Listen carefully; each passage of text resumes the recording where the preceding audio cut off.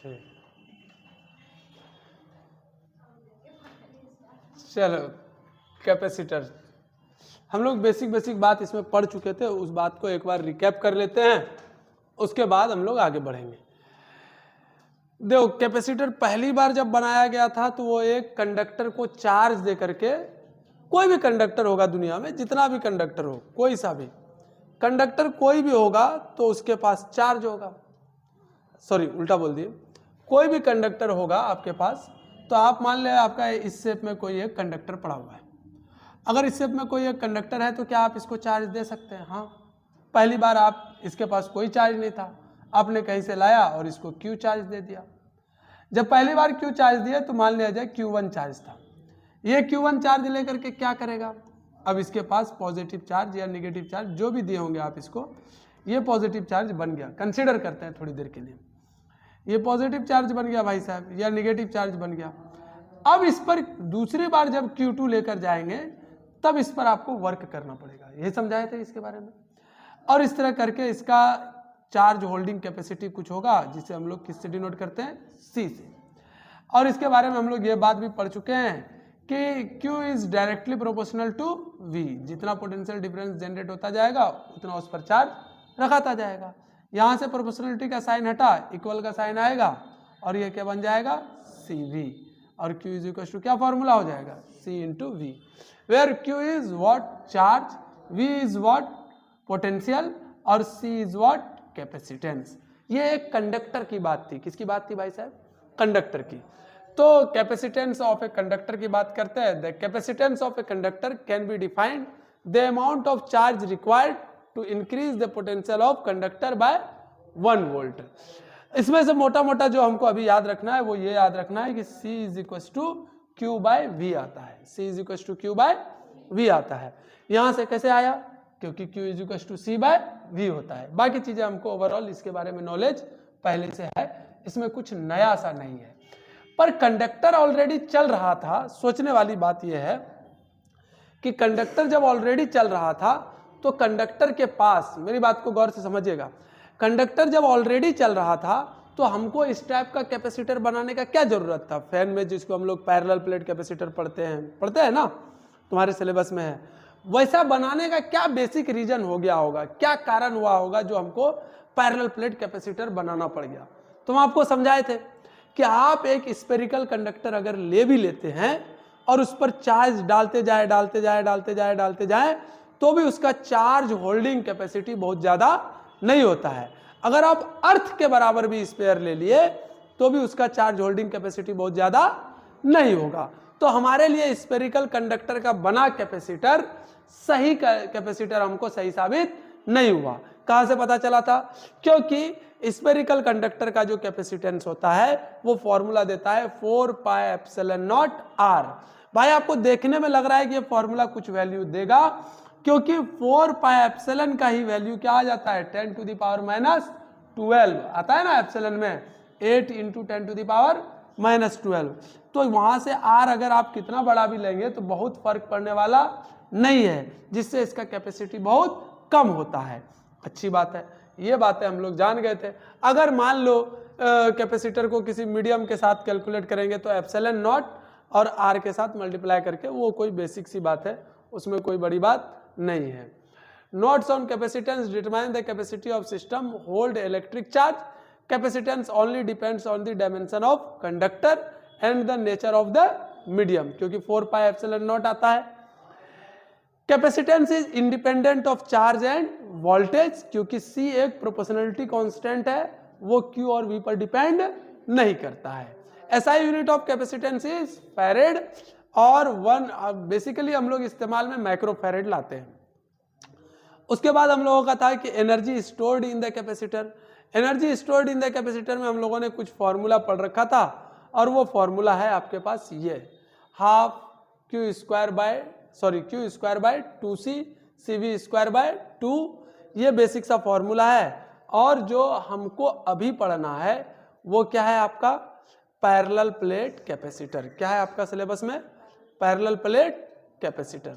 तो चलिए हेडिंग डालिए आप, पैरेलल प्लेट कैपेसिटर डाल दीजिए यहां से। टाइप्स ऑफ कैपेसिटर में आपके सिलेबस में दो टाइप के ही कैपेसिटर है, पैरेलल प्लेट कैपेसिटर और स्फेरिकल कैपेसिटर। चलो हम बेसिक बात को समझते हुए थोड़ा आगे बढ़ते हैं और ध्यान देते हैं। ठीक है, ध्यान से सुनो। अब पेन पेपर 10 मिनट 15 मिनट तक कोई नहीं चलाएगा और जरा भी कंसंट्रेशन हिलना नहीं चाहिए। मान लिया जाए हमने एक प्लेट लिया, कंसिडर करें हमने एक प्लेट लिया, ये छोटा सा प्लेट ले लिया भाई साहब, अच्छी बात है। इस प्लेट पर हमने ला करके क्यू चार्ज डाल दिया और मान ले जैसे ही क्यू चार्ज डाला आपने, वो क्यू चार्ज क्या हुआ, इसके सरफेस पर फैल गया। फैल जाएगा, बोलो हाँ या ना। कहाँ बोला मैंने? सरफेस पर। कहाँ बोला मैंने? आवाज नहीं आ रही, कहाँ बोला मैंने? हाँ, अगर ये एक प्लेट है, इसके ऊपर जब हम चार्ज डालते हैं, कोई सा भी प्लेट होगा, उसके ऊपर जैसे ही चार्ज डाले वो पूरे चार्ज, क्योंकि ये प्लेट जो था ये एक कंडक्टर था। क्या था भाई साहब? कंडक्टर था। और हम जानते हैं कि इस कंडक्टर का चार्ज होल्डिंग कैपेसिटी बहुत अच्छा नहीं है, तो मुझे इसे एक बढ़िया कैपेसिटर बनाने के लिए हमने क्या किया, एक बगल में दूसरा प्लेट खरीदा और उसको ला करके सेम साइज सेम एरिया का प्लेट ला करके उसके बगल में खड़ा कर दिया। बस ये एक कंडक्टर है और कुछ नहीं। जब ये कंडक्टर है मारूफ, तब इसके पास न्यूट्रल चार्ज है। बोलो हाँ या ना भाई, पक्की बात है। जब ये कंडक्टर है तब इसके पास क्या है? न्यूट्रल चार्ज है। क्या है भाई साहब? न्यूट्रल चार्ज है। और एक न्यूट्रल चार्ज बॉडी के पास जितना इलेक्ट्रॉन होता है, क्या उतना ही प्रोटॉन होता है। और आप जानते हैं कि यह भले आपको दूर दिख रहा है, पर इतना डिस्टेंस में आपने प्लेट को रखा नहीं है, इतना डिस्टेंस में आपने प्लेट को नहीं रखा है। ये बहुत पास होते हैं, ये बहुत पास होते हैं, ये बहुत पास होते हैं, मिनिमम डिस्टेंस पर होते हैं। कितने डिस्टेंस पर? बस ये टच नहीं कर रहे होते हैं, क्योंकि जैसे ही ये टच होगा, फिर ये प्लेट नंबर ए और प्लेट नंबर बी दोनों मिलकर एक प्लेट बन जाएगा, दो अलग अलग प्लेट नहीं रहेगा। बोलो हाँ या ना। अरे अगर मैं इसको इस पर टच करा दिया तो क्या अलग अलग प्लेट होंगे? फिर नहीं, दोनों प्लेट मिलकर के एक प्लेट बन जाएंगे। और फिर मैं पैरेलल प्लेट कैपेसिटर के कॉन्सेप्ट तक नहीं जा पाऊंगा। इसलिए हमने क्या किया, एक प्लेट को थोड़ा सेपरेशन रखा, उस थोड़े से सेपरेशन को हम डिस्टेंस में लिख देता हूं कि भाई डी डिस्टेंस पर उस प्लेट को रखा हुआ है। यह प्लेट प्योर न्यूट्रल है, इस प्लेट पर प्लस क्यू चार्ज दिया है मैंने। गौर से पूरी बात ध्यान से सुनिएगा, प्लस क्यू चार्ज दिया है। नजदीक होने के कारण इस प्लेट में यहां पर एक घटना घटेगी, जिस घटना को हम लोग कहेंगे इंडक्शन। क्या बोलते हैं? याद करो, इंडक्शन कैसी घटना थी भाई? इंडक्शन से क्या होता था, आपको देख करके सामने वाला बॉडी भी चार्ज बॉडी बनने का प्रयास करता था। फिर जो इसका न्यूट्रल था, सारा निगेटिव चार्ज क्या आ जाएगा? इसके इस किनारे पर आ जाएगा। बोलो हाँ या ना। इसके इस किनारे पर आ जाएगा। मान लिया जाए इसका पोटेंशियल पहले VA था जब इसके पास प्लस क्यू चार्ज था। जैसे ही इसके सारे किनारे पर आया, आप तब दूसरी बात ये भी जानते होंगे कि इसका भी जितना पॉजिटिव चार्ज पूरे सरफेस पर फैला हुआ था, वो सारे के सारे यहां से हट जाएंगे और कहां चले आएंगे? एक किनारे इस सरफेस पर आ जाएंगे, यानी इनर लेयर पर सरफेस आ जाएगा या फेसिंग सरफेस बन जाएगा। चार्ज कहां होगा? फेसिंग सरफेस पर। कहां होगा? चार्ज कहां होगा? साथ ही साथ इसके जितने पॉजिटिव हैं वो आउटर किनारे पर, दूसरे किनारे पर जाकर के टिक जाएंगे। बोलो हाँ या ना। अभी भी ये न्यूट्रल बॉडी ही है, अभी भी ये न्यूट्रल बॉडी ही है, अभी भी ये न्यूट्रल बॉडी ही है। पहले जब ये प्लेट अकेला था तब इसका पोटेंशियल मेरे लाल बाल गोपाल VA था। क्या था भाई साहब? आपने कुछ नहीं किया, बस एक दूसरे प्लेट को ला करके यहां पर खड़ा किया है, यानी एक दूसरे कंडक्टर को ला करके खड़ा किया है। कंडक्टर में अलग से कोई आपने चार्ज भी नहीं दिया है, पर यह कंडक्टर में इंडक्शन के थ्रू इसके दो पोल्स जनरेट हो गए, एक निगेटिव पॉइंट और एक पॉजिटिव पॉइंट। अब ये ऐसा देखने से लग रहा है कि यहां पर कुछ ना कुछ पोटेंशियल बन गया होगा, और इस पोटेंशियल को मान लो मैंने VB1 बोला। क्या बोला मैंने? ऑब्वियस सी बात है, निगेटिव है तो क्या होगा? और यहां पर पॉजिटिव किनारे में VB2 बनेगा, पर क्या बनेगा? पॉजिटिव। अब ओवरऑल पोटेंशियल अगर इस पूरे को किसी सिस्टम में बंद कर दूं, इस पूरे को मैं किसी सिस्टम में बंद कर दूं, तो ये ओवरऑल एक सिस्टम का पोटेंशियल डिफरेंस कितना आता है, तो डेल्टा V जब हम कैलकुलेट करने जाएंगे उसको V से मैं लिख दे रहा हूं, वो बन जाएगा VA minus VB1 plus VB2। Obvious सी बात है, पहले पोटेंशियल सिर्फ VA था, अब potential VA minus VB1 plus VB2 हो गया। पर मेरी बात गौर से समझिएगा, क्या निगेटिव चार्ज नजदीक ज्यादा है as compared to positive charge के? जब नजदीक ज्यादा है तो ये वाला पोटेंशियल बड़ा होगा और ये वाला पोटेंशियल बड़ा होगा और ये वाला पोटेंशियल छोटा होगा। अगर कंसीडर न्यूमेरिकल वैल्यू में समझने की बात करूं, अगर VA का वैल्यू 10 था और इन दोनों को जोड़ करके भी अगर मेरा 2 भी बनता है या 8 बन जाता है या 6 बन जाता है, चलो अगर मेरा 6 बना इन दोनों को जोड़ घटा करके, तो फाइनल पोटेंशियल मेरा तो पहले से घट करके कितना हो गया, 4 हो गया। अरे बोलो हाँ या ना। इसका मतलब पहले पोटेंशियल VA था और VA का वैल्यू बड़ा है V से, बोलो ना यहाँ। VA का वैल्यू V से क्या हो जाएगा, बड़ा हो जाएगा। याद रखिएगा अभी इतनी बातें। अगर यह बड़ा हो गया, आपने पढ़ा है C is equal to Q by V, C is equal to Q by. अब गौर से सुनो, पहले जब ये सिर्फ अकेला प्लेट था तब C is equal to charge जो भी रहे, चार्ज बाय 10 लिखते। अरे पोटेंशियल 10 माना है मैंने। अब जब C लिखेंगे तो क्या लिखूंगा, चार्ज बाय 4 लिखूंगा। अब खुद बताइए, किसी चार्ज को 10 से डिवाइड कर रहे हैं और किसी चार्ज को 4 से डिवाइड कर रहे हैं, आंसर इस वाले केस में ज्यादा है या इस वाले केस में ज्यादा आएगा, सेकंड वाले केस में ज्यादा आएगा। इसका मतलब एक छोटा सा प्लेट सिर्फ नजदीक में ला देने से इसका कैपेसिटी क्या हो गया, कैपेसिटी। अरे बोलो कैपेसिटी, बहुत डल रिस्पॉन्स है भाई। क्या हो गया कैपेसिटी, ज्यादा हो गया। अगर कैपेसिटी ज्यादा हो गया, क्या मेरा यही उद्देश्य था, बोलो हाँ या ना। जब 2 या 2 से अधिक प्लेट आसपास में सेपरेटेड हो कुछ स्मॉल डिस्टेंस पर और उसमें चार्ज होल्डिंग कैपेसिटी हो, तो वैसे ही सिस्टम को हम कैपेसिटर बना देते हैं, बोल देते हैं भाई साहब, कोई जरूरी नहीं है कि 2 ही प्लेट हो, आप इसके नजदीक और प्लेट ला करके उसको बना सकते हैं, उसमें कोई दिक्कत वाली बात नहीं है। चलिए एक और क्रम इसी बात में देख लेते हैं। इतना तो समझ में आया कि भाई साहब V का वैल्यू डिक्रीज करने से C का वैल्यू क्या हो जाएगा, इंक्रीज कर जाएगा, because of why C is inversely proportional to V के केस में है। हालांकि C डिपेंड नहीं करता है, पर यहां पर जब फॉर्मूले में देख रहे हैं उनसे हमको यह पता चल रहा है कि C is inversely proportional to V। बात चमका, बोलो हाँ या ना, पक्की बात है। अरे हाँ या ना। यहां पर जब मैं V बोलूं, V का मतलब है पोटेंशियल डिफरेंस। क्या मतलब है, पोटेंशियल। हाँ, पहले वाले चैप्टर में जब इलेक्ट्रिक चार्ज में V बोलते थे तो वहां सिर्फ पोटेंशियल बोला जाता था, और जब पोटेंशियल डिफरेंस बोलते थे तो डेल्टा V बोला जाता था। पर कैपेसिटर के केस में बार बार मैं डेल्टा V नहीं बोलूंगा, यहां सिर्फ पोटेंशियल की बात ही नहीं होगी, यहां जब भी बात होगी पोटेंशियल डिफरेंस की बात होगी। बात चमका, बोलो हाँ या ना, अच्छी बात है।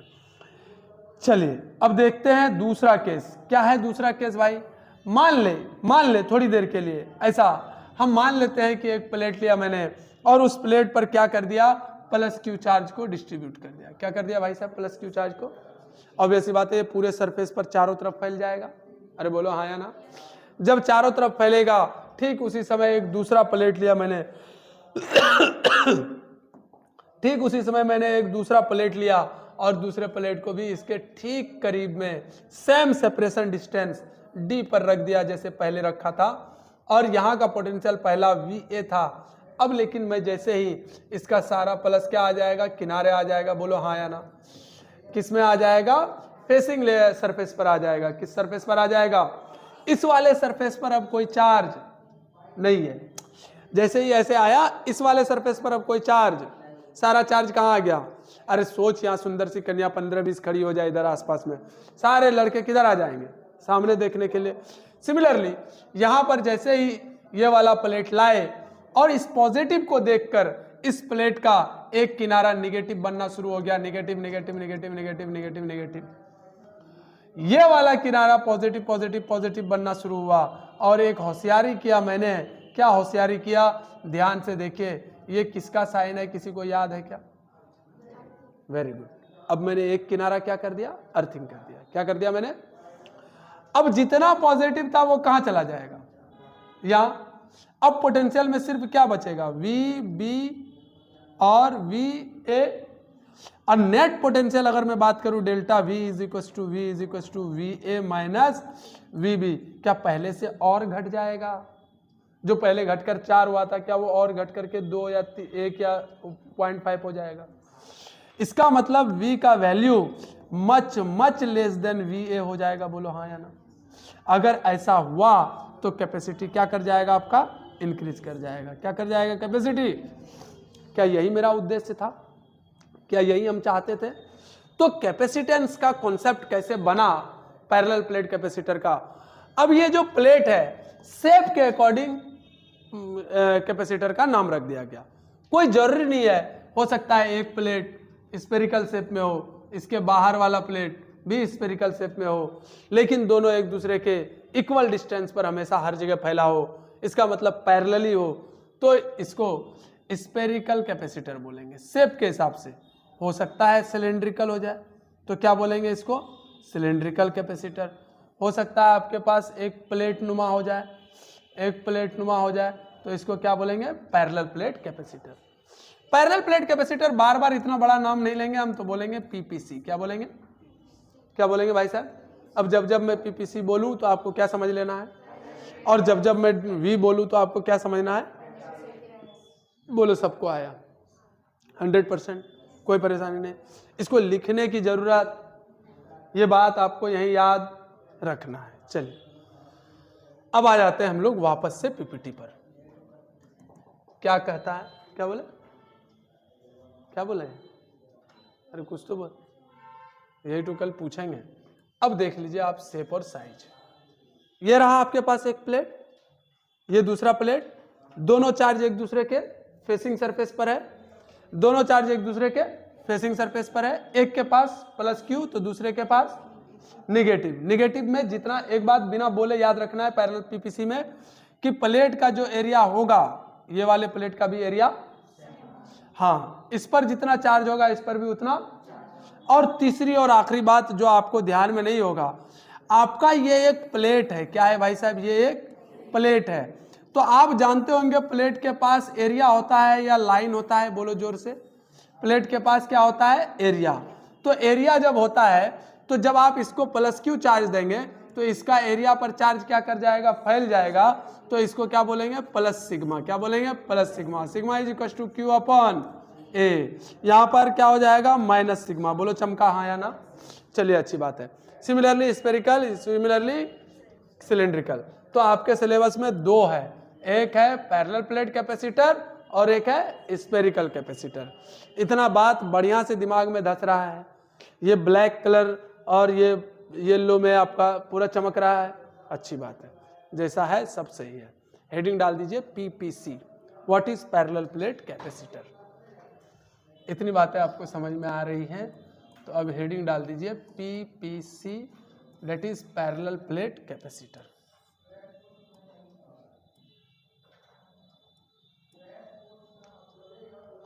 Parallel plate capacitor.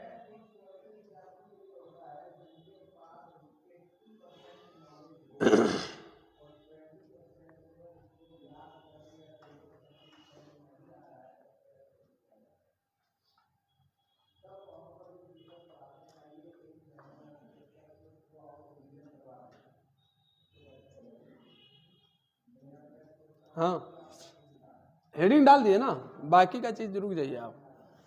देखिए, बोला पैरेलल प्लेट कैपेसिटर किसको बोलते हैं? बोला 2 प्लेट होनी चाहिए, दोनों प्लेट का एरिया क्या होना चाहिए? सेम होना चाहिए। सेम एरिया होने के बाद दोनों के बीच का डिस्टेंस क्या होना चाहिए? बहुत कम होना चाहिए एज कंपेयर टू एरिया के। एज कंपेयर टू, इसका मतलब एरिया ऑफ प्लेट बहुत ज़्यादा होगा और डिस्टेंस ऑफ प्लेट बहुत छोटा होगा, सेपरेशन बहुत छोटा होगा। इस बातों को मैंने यहाँ पर नोट कर दिया है कि d much much less than a. और दूसरी और तीसरी और आखिरी बात, इसके पास प्लस सिग्मा होगा, इसके पास माइनस सिग्मा होगा। जितना भी चार्ज होगा फेसिंग लेयर पर टिका होगा, बाहर वाले लेयर पर कोई चार्ज नहीं टिका होगा। अब लॉजिकली सोच मेरे भाई, ध्यान से सुन, अगर इसके पास प्लस क्यू चार्ज है पूरा पर फैला हुआ और इधर माइनस क्यू चार्ज है पूरे पर फैला हुआ, गौर तलब करने वाली बात यह है कि क्या यहां एक इलेक्ट्रिक फील्ड बनेगा? बोलो हाँ या ना, अरे बोलो हाँ या ना। कैसा इलेक्ट्रिक फील्ड बनेगा, यूनिफॉर्म या नॉन यूनिफॉर्म? यूनिफॉर्म। तो आप जानते होंगे जब प्लेट के केस में इलेक्ट्रिक फील्ड बनता है तो कहीं एक जगह मान लेते हैं, जब यूनिफॉर्म है तो कहीं भी मान सकते हैं। उस जगह इलेक्ट्रिक फील्ड इस पॉजिटिव प्लेट की वजह से इलेक्ट्रिक फील्ड बन रहा होगा E1, और E1 का वैल्यू होगा भाई सिग्मा बाय 2 एप्सिलॉन नॉट। कितना हो जाएगा? सिग्मा बाय, और उसका डायरेक्शन किधर होगा? वो इस डायरेक्शन में होगा, डाउनवर्ड डायरेक्शन में। बोलो हाँ या ना। अब निगेटिव प्लेट की वजह से जो आपका इलेक्ट्रिक फील्ड इंटेंसिटी होगा वो भी किस डायरेक्शन में होगा? वो भी इस जगह से इसी तरफ होगा, जिसका वैल्यू हम E2 मान लेते हैं, और E2 भी हो जाएगा सिग्मा बाय 2 एप्सिलॉन नॉट। तो हमारे पास नेट इलेक्ट्रिक फील्ड इस जगह कितना हो गया? एक ये E2 की वजह से और एक ये E1 की वजह से, दोनों का direction towards the negative charge है, टुवर्ड्स दी निगेटिव चार्ज है। इसका मतलब जब दोनों का direction towards the negative charge है तो E नेट का वैल्यू क्या हो जाएगा? E1 प्लस E2 हो जाएगा। क्या हो जाएगा भाई साहब? E नेट का वैल्यू E1 प्लस, और जब E नेट का वैल्यू E1 प्लस E2 होगा तो यहां से ध्यान से देखिएगा, एक का सिग्मा बाय 2 एप्सिलॉन नॉट और दूसरे का भी सिग्मा बाय 2 एप्सिलॉन नॉट। जब एलसीएम लीजिएगा तो ऊपर का ऊपर कट जाएगा, बचेगा E नेट का वैल्यू आपके पास आ जाएगा क्या? Sigma by epsilon naught. और सिग्मा इज इक्वल टू आपने पढ़ रखा है क्या होता है? Q by A। तो यहां पर लगा दिए Q by A epsilon naught. ये किसका फॉर्मूला आया भाई साहब? E नेट का। किसका फॉर्मूला आया भाई साहब? E नेट का। E नेट का फॉर्मूला क्या हो जाएगा? Sigma by epsilon not. पर ये कहां पर? Inside the plate, in between the plate. क्या आपसे हम पूछ सकते हैं यहां बाहर कितना होगा इलेक्ट्रिक फील्ड इंटेंसिटी? तो गौर से सुनिए, यहां पर इलेक्ट्रिक फील्ड इंटेंसिटी इसकी वजह से कौन से डायरेक्शन में? इस तरफ जाएगा। कितना बनेगा? Sigma bye 2 epsilon not. अच्छा, इस प्लेट की वजह से किस तरफ जाएगा? इस तरफ जाएगा। कितना बनेगा? Sigma bye 2 epsilon not. Net electric field कितना हो जाएगा? 0। नेट इलेक्ट्रिक फील्ड क्या हो जाएगा? इसका मतलब कैपेसिटर के आउटर सरफेस पर कोई इलेक्ट्रिक फील्ड नहीं होता, कोई इलेक्ट्रिक फील्ड। तो यहां पर ये जो E नेट है, E नेट जो है ये कहां पर है? इन में। कहां है? इन में। E नेट कहां पर है? इन में। और E नेट आउट में कितना हो जाएगा भाई साहब? E नेट आउट में कितना हो जाएगा? E नेट आउटसाइड कितना हो जाएगा? आउटसाइड हो जाएगा आपका 0। बहुत धीमे आवाज में बोलते हो यार तुम लोग। E नेट आउटसाइड में क्या हो जाएगा? 0। जितना भी इलेक्ट्रिक फील्ड होगा वो कहां होगा? आपका बीच में होगा। कहां होगा भाई साहब? बीच में होगा। और वो कैसा होगा? यूनिफॉर्म या नॉन यूनिफॉर्म? यूनिफॉर्म होगा। क्या होगा? यूनिफॉर्म होगा। अगर मैं बोलूं, अन्नू ध्यान से सुनना, अगर मैं बोलूं, और मारो इधर ध्यान दो, अगर मैं बोलूं कि दोनों प्लेट के बीच का डिस्टेंस D है और दोनों प्लेटों के बीच का पोटेंशियल डिफरेंस कितना हो जाएगा? V। आप एक स्टेटमेंट कभी तो पढ़े होंगे, dV by dr is equal to dE। कभी पढ़े हैं क्या जीवन में ऐसा? D is equal to dV by dr? अरे बोलो हाँ या ना। अगर ऐसा पढ़े हो तो क्या यहां पर dr के जगह पर ये वाला मेरा डिस्टेंस है? बोलो हाँ या ना। क्या dV के जगह पर ये वाला पोटेंशियल है मेरा? हाँ या ना। क्या इलेक्ट्रिक फील्ड के जगह पर E नेट का वैल्यू है? बोलो हाँ या ना। इसका मतलब E is equal to V by D होगा, और वहां से V is equal to E into D होगा। इस तरह V is equal to formula बनेगा मेरा, क्या बन जाएगा भाई? Sigma D by epsilon naught. बोलो चमका या नहीं चमका? V is equal to sigma D by, या आप ये कह सकते हैं Q D बाय A epsilon naught is equal to क्या? पोटेंशियल। बोलो चमका या नहीं चमका? 100%। अरे आया, कोई दिक्कत है इतना समझने में? कोई परेशानी नहीं ना? कोई झोल, कोई दिक्कत नहीं? चलिए, इतना सारा बात में आपको क्या याद रखना है ये सब आप याद कर लीजिए और जल्दी जल्दी लिख लीजिए। ये सब लिखने का चीज़ नहीं है, ये सब खाली शो ऑफ केस है कि क्या करना है नहीं करना है। क्या कंडेंस कैपेसिटर किसको कहते हैं, क्या एरिया वेरिया, तुमको जो इसमें समझ में आता है झट झट छाप लो, वो तुम्हारी मर्जी।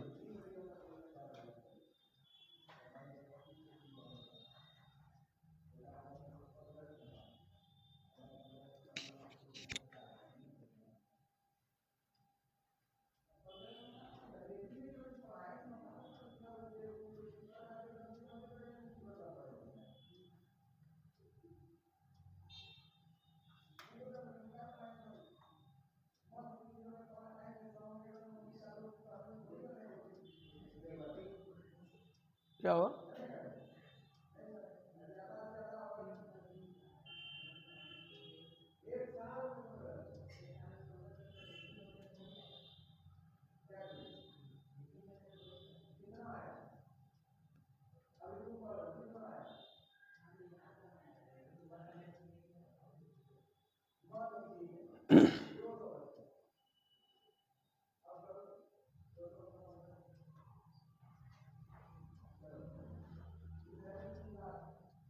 अच्छा, एक फॉर्मूला मेरे तरफ से और लिख लेना, जब इतना दर्द सहे ही हो तो एक दर्द और, ध्यान से देखो, दर्द नंबर, इधर देखो भाई, हमने अभी तक जितनी बातें मानी वो सब में से ये मान कर रखे कि इन दोनों प्लेटों के बीच में एयर पड़ा हुआ है या वैक्यूम क्रिएटेड है। क्या बोला मैंने?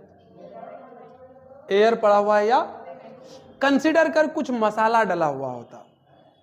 क्या डला हुआ होता? मतलब मीडियम, कोई मीडियम डला हुआ होता, तब हम लोग वहां एप्सिलॉन नॉट का इस्तेमाल नहीं करके किसका इस्तेमाल करते लालू मेरे लाल? एप्सिलॉन एम का। काहे के लिए? E R. तब किसका इस्तेमाल करते? और epsilon M is equal to formula होता है epsilon R into epsilon naught. अब चमका बोलो हाँ या ना, तब यहां ई आर आता। कहां सोई भी है? ठीक है, बात समझ में आ रहा है क्या है? अरे नहीं आ रहा है तो थोड़ी देर में आएगा, चल छोड़ दे, उतना झिकझैक टेंशन नहीं लेना है, एकदम सिंपल रहे जीवन में, चिल कर, और चिल नहीं हो तो कौवा कर।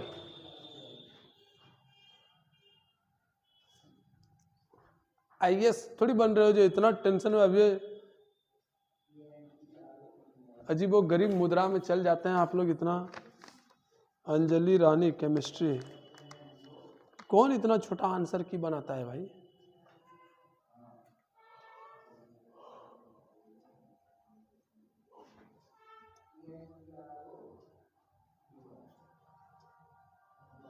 हो गया?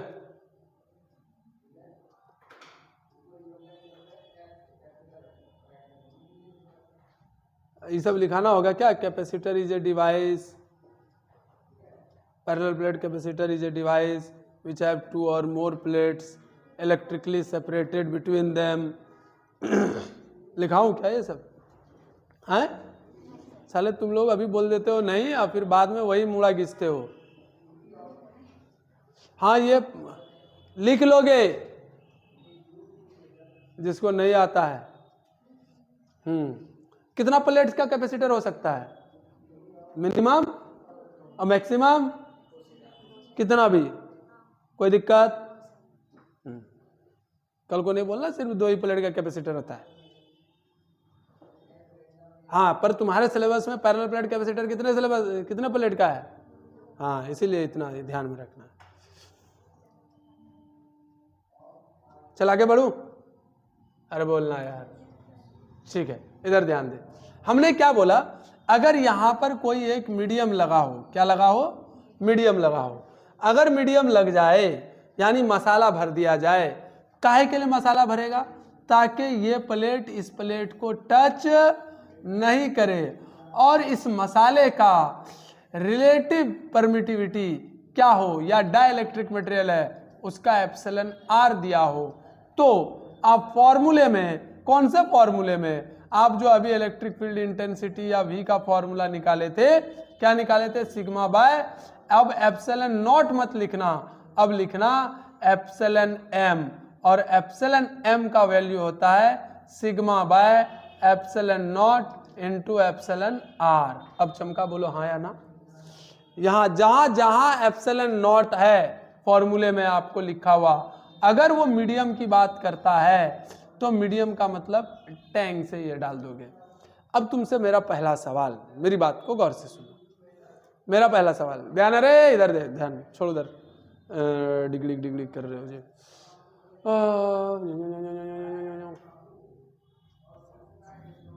क्या है सवाल? हाँ, सवाल नंबर 1, मान ले अभी वैक्यूम क्रिएटेड दो पैरेलल प्लेट कैपेसिटर है, ये एक प्लेट, ये एक प्लेट, टैंक टैंक टैंक, ठीक है। और इसके बीच में क्या क्रिएट किया हुआ है? वैक्यूम से सेपरेट किया हुआ है। अगर मैं कोई डाइलेक्ट्रिक मिक्स कर दिया, ठीक है, क्या कर दिया मैंने, तो मुझे बता पहले के कंपैरिजन में इलेक्ट्रिक फील्ड और अभी वाला इलेक्ट्रिक फील्ड यानी ई ओल्ड और ई न्यू कौन सा बड़ा होगा? ओल्ड वाला कि न्यू वाला? अगर मैं वैक्यूम के जगह पर कोई डाइलेक्ट्रिक भर दूं तो ई ओल्ड वाला बड़ा होगा कि ई न्यू वाला? ई न्यू वाला बड़ा होगा।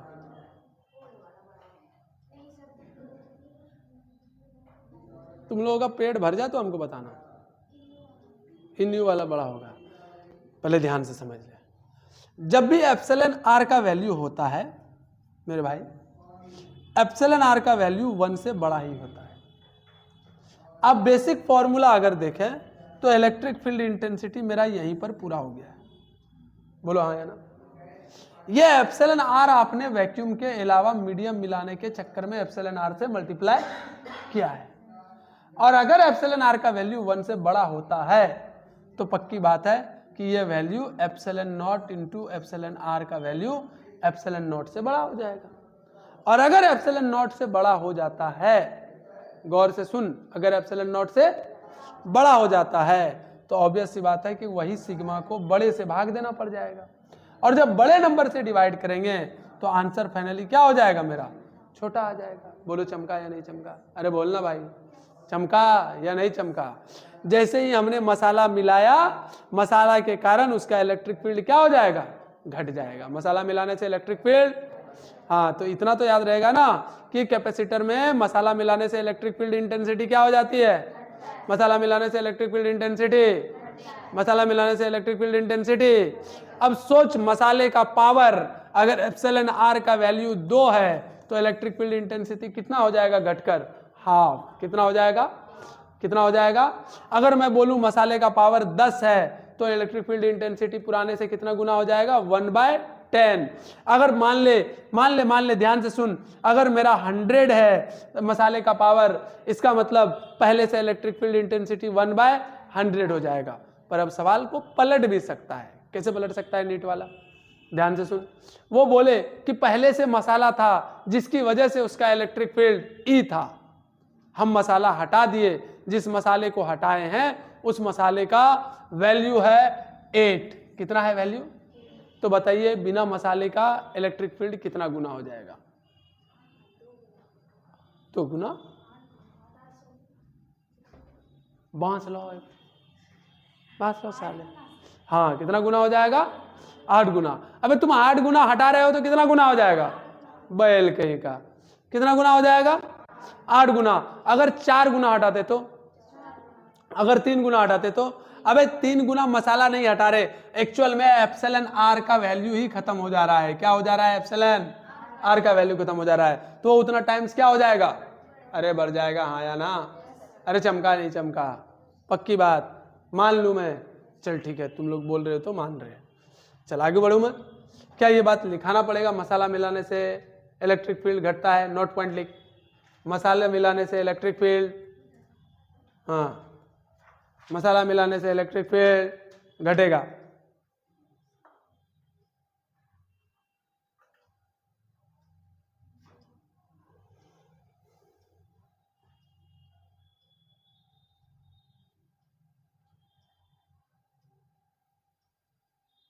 हाँ, क्या हो गया? मसाला मिलाने से इलेक्ट्रिक फील्ड इंटेंसिटी घटेगी यानी डिक्रीज होगा। अब मसाला हटाने से इलेक्ट्रिक फील्ड इंटेंसिटी, और कितना गुना बढ़ेगा या कितना गुना घटेगा ये तो अभी पता चल गया ना। तो अपने मन में अपने एक एग्जांपल जल्दी से बना करके लिख ले, कल को ये नहीं कि ये कहां से आया। नोट्स में रत्ती भर का बात भी लिख।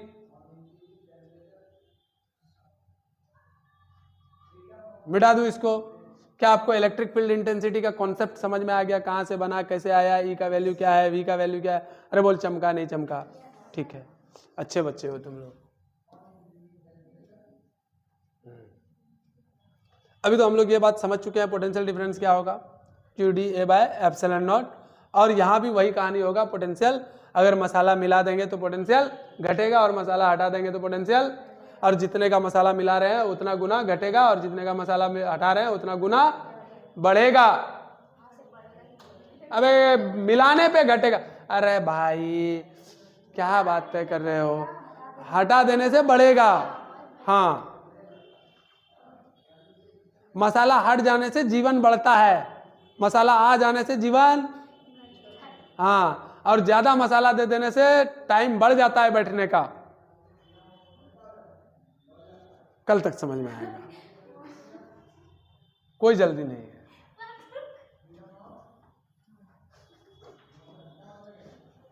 अबे तुम लोगों को बहुत लेट से समझ में आता है बे, हैं? कुछ लोगों को तो अभी भी नहीं आया है, कोई नहीं, आएगा आएगा। अच्छे बच्चे ये सब बातें ध्यान नहीं देते। चल यहाँ देख, हमने आपको दो फॉर्मूले बताए, एक बताया ई का, E is equal to sigma by epsilon naught अगर मीडियम नहीं है तब, और अगर मीडियम है तो मीडियम के केस में क्या बोला मैंने, सिग्मा बाय एप्सिलॉन एम बोलो या sigma by epsilon naught into epsilon R बोलो, कोई दिक्कत नहीं। मैंने आपको वी का फॉर्मूला बताया मेरे लालू, क्या वी का फॉर्मूला था भाई साहब? वी का फॉर्मूला यह था कि वी इज इक्वल टू हो जाएगा sigma into D by epsilon naught, और इसी को कई लोग ऐसा भी पढ़े Q by A epsilon naught, क्योंकि सिग्मा का फॉर्मूला होता है क्यू बाय ए। यहां से इसको भी कई लोगों ने इसको ऐसा लिखा कि Q D by A epsilon naught is equal to V, और अगर मीडियम में है तो क्या लिखूंगा मैं, Q D by A epsilon M, या इसी को मैं लिखूं Q D by A epsilon naught into epsilon R. बोलो चमका हाँ या ना मेरे लाल? ठीक है। अब भाई साहब आपको एक और बेसिक बात समझनी होगी कि हमने क्या बोला कि इससे पहले पढ़ रखा है C is equal to Q upon V. बोलो हाँ या ना? अगर C is equal to Q upon V तो हम लिख सकता है क्या, C is equal to Q by V की बात कर लेते हैं, Q D into A epsilon naught. क्यों ए एप्सिलॉन नॉट ऊपर लिखा? क्योंकि जो पार्ट नीचे था डिवीजन में वो कहाँ चला गया, ऊपर चला गया। इससे क्यू मेरा कैंसल, ये वाला क्यू कैंसल, फाइनली मुझे फॉर्मूला क्या आया, A epsilon naught D, this is C. बोलो हाँ या ना? और अगर मीडियम होगा तो फॉर्मूला क्या बन जाएगा, अगर मीडियम होगा तो फॉर्मूला क्या बन जाएगा, इसमें तो ये वाला लिखा ही है, तो मैं मीडियम वाला क्या हो जाएगा भाई साहब, सी मीडियम वाला। कैसा वाला? मसाला वाला। मसाला वाला में क्या हो जाएगा, ए एप्सिलॉन मसाला वाला by D, D is the distance between plate. अच्छा, मसाले को और तोड़ना है तो A epsilon naught into epsilon R by D. बोलो चमका हाँ या ना? चलिए अब लेकिन यहां पर सवाल है, अब मसाला मिला देने से कैपेसिटी बढ़ेगा कि घटेगा? मसाला मिला देने से कैपेसिटी बढ़ेगा कि घटेगा? बढ़ेगा। क्या होगा? क्या होगा?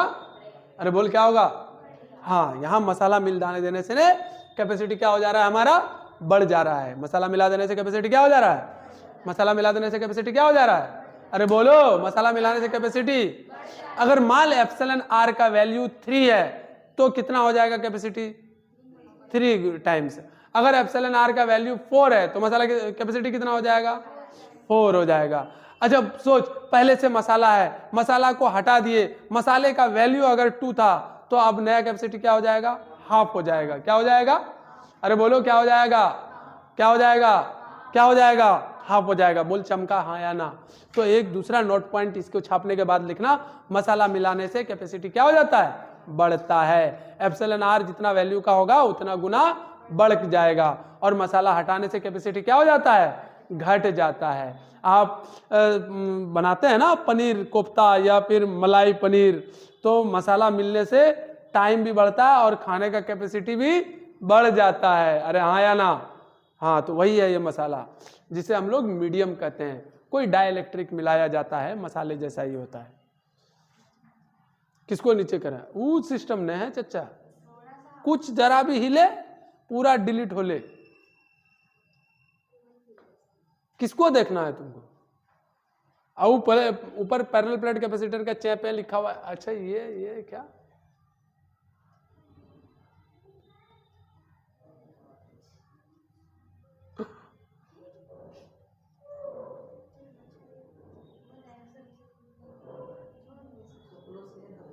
अरे क्या आएगा क्लोज रे, मेरा रहने दे भाई, बहुत मेहनत से लिखा हुआ है, फालतू के परेशान हो जाएंगे हम।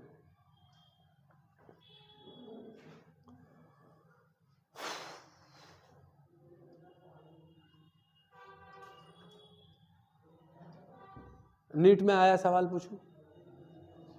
इस जगह का बड़ा फेवरेट सवाल है, 2025 में भी आया हुआ है, वो भी करेंगे हम लोग। टिंग टिंग टिंग टिंग टिंग टिंग।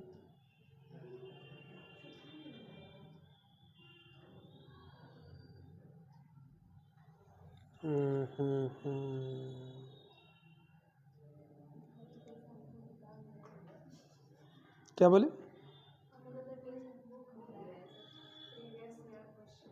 हाँ, दे दिया था, मिल गया, अपने मन से दिए वो लोग।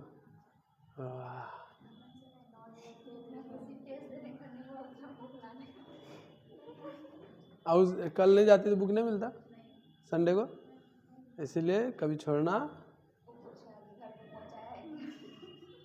ऐसा भी बोला? तुम लोग बोल देते। एक मेरा और दोस्त है, उसको तो मिला ही नहीं है अभी तक, तो 2 बार चली जाती। दत्त तेरी, किसी के नाम पर कर देते भाई, जो खाली जगह था ड्राइवर को बुला लेते कि सर साइन कर दीजिए यहाँ। क्या सेकंड नोट पॉइंट? मसाला मिलाने से कैपेसिटी बढ़ेगा, मसाला हटाने से कैपेसिटी घट जाएगा। अब तुम मिलाओ जितना बैठ के मसाला मिलाना है। देख, बहुत मेहनत से मसाला कॉन्सेप्ट लाए हैं।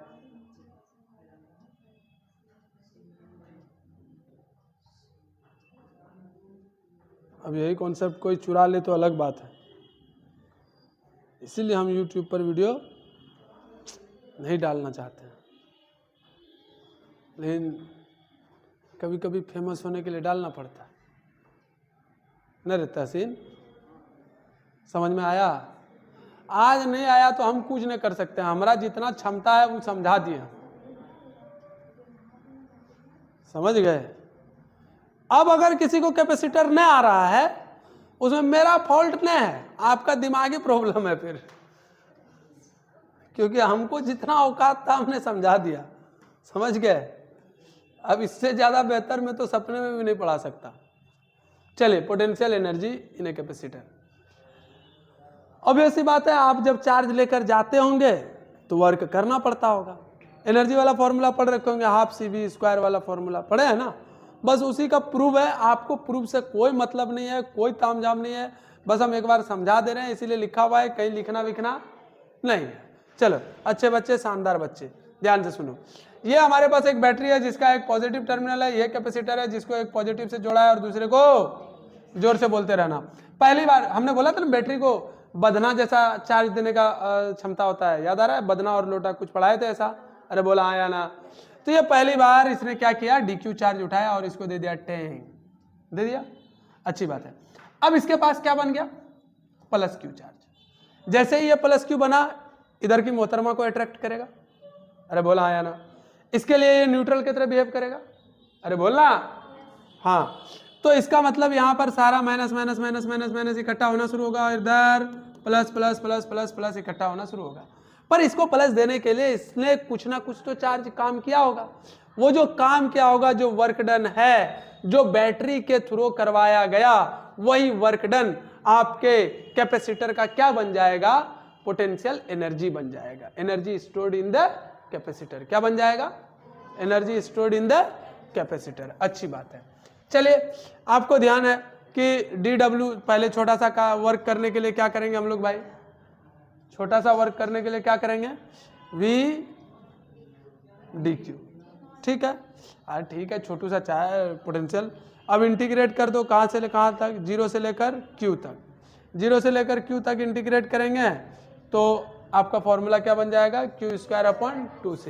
ये सब हम लोग 12th चैप्टर में पढ़ चुके हैं, और जो नहीं पढ़े हो उसका गलती है, हमारा कोई गलती नहीं है। मुद्दे की बात क्या याद रखनी है, work done by the battery is equal to Q²/2C। अच्छा, Q²/2C अगर होता है तो इसके बेस्ड आपके कई फॉर्मूले हैं, वो फॉर्मूले हमने प्रेम पूर्वक बना रखे हैं, ध्यान से देखिए सर जी, ठीक है। क्या क्या फॉर्मूला है आप पढ़ रखे हैं, Q = CV, Q = क्या पढ़ रखा है आपने, CV, अच्छी बात है। Q = क्या पढ़ रखा है, CV। अभी अभी आपने वर्क का क्या फॉर्मूला पढ़ा, Q²/, अच्छा Q का वैल्यू अगर यहाँ बैठा दूं तो C²V² हो जाएगा, एक C कट जाएगा तो बचेगा CV²/2। अच्छा, C = आपने एक फॉर्मूला और पढ़ रखा होगा, Q/V। यहाँ पर C के जगह पर बैठा हो Q/V, तो ये एक V को काट देगा तो क्या बन जाएगा, QV/2।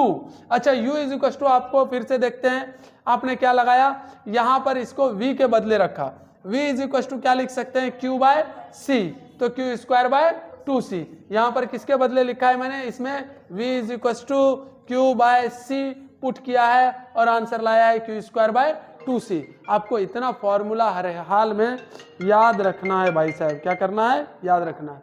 हेलो, हाँ वो पहुंच गए हैं,